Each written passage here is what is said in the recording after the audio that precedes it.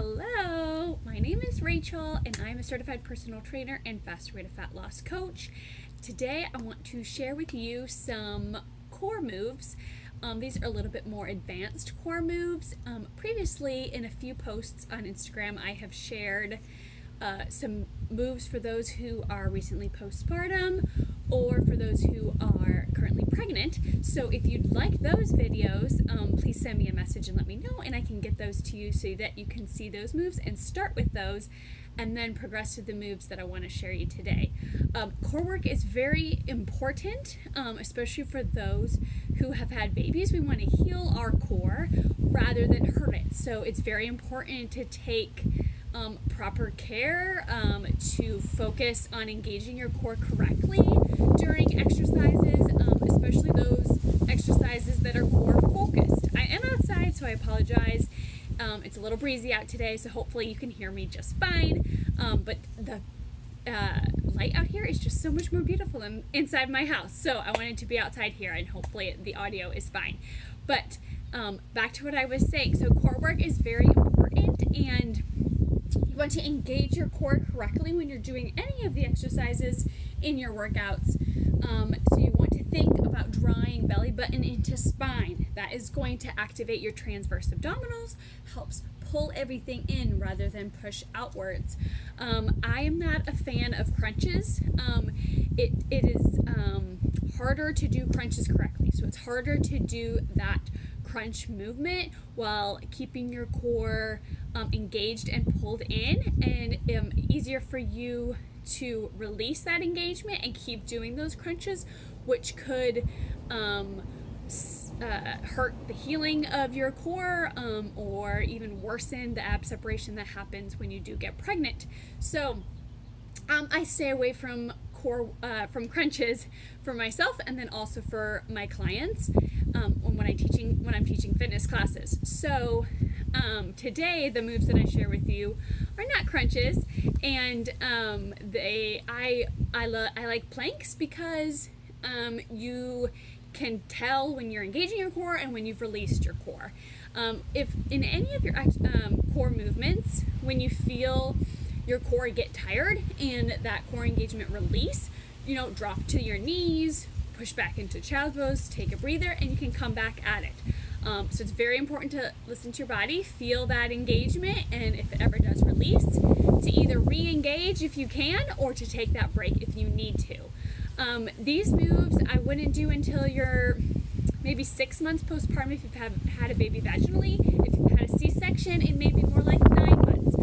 I had a C-section with both of my girls, and I was very careful about not pushing it. I wanted my abs to heal. I wanted it all, to keep everything safe. So I waited a lot longer to do more advanced core moves to make sure that my core healed correctly, and then I could do them. So don't be ashamed if you have to drop your knees, or if you have to message me to get those other exercises, to do those first to make sure that your core is strong enough, and then you can do those other ones. Let me just get the dog inside real quick.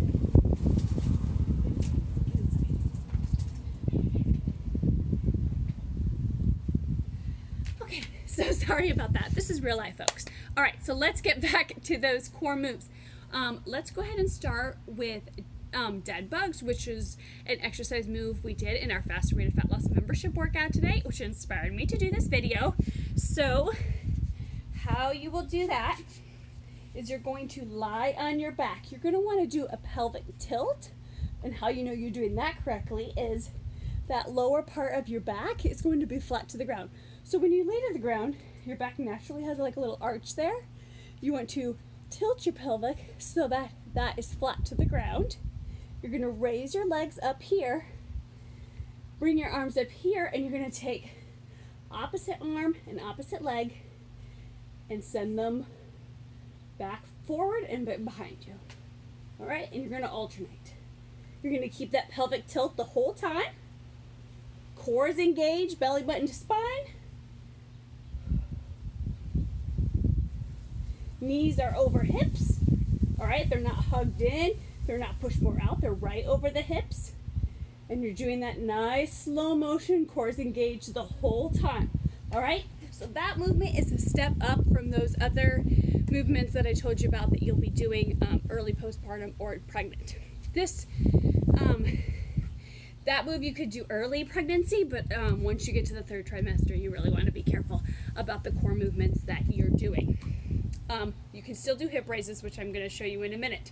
So next, one of my next favorite is planks, and you can take those up a notch weight really easily, or you can modify them if necessary. There's always the knee modification, all right? When you're doing knee modification, you still want to make sure that booty's down so you have that straight line, head to heel. Okay, so here you are on your toes. You've got that good posture. Knees come down, same position, all right? Booty's not up here.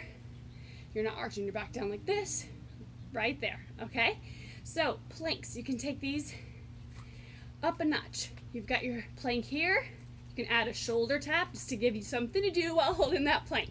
You can always bring the knees in, okay? You can bring these into opposite elbows, same elbows, or outside, and that's gonna all help activate different parts of the core, especially those obliques as well.